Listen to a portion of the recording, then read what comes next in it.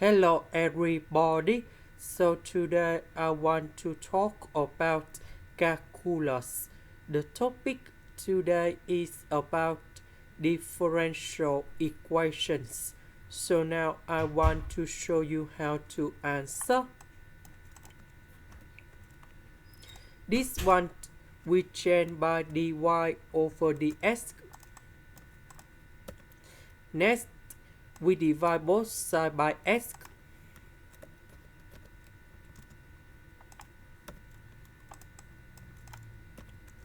So the x I will put on the right.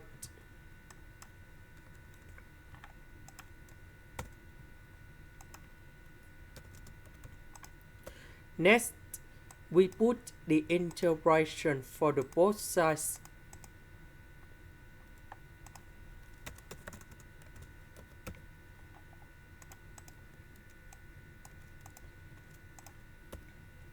The integration of y square, we have y to the power of 3 over 3.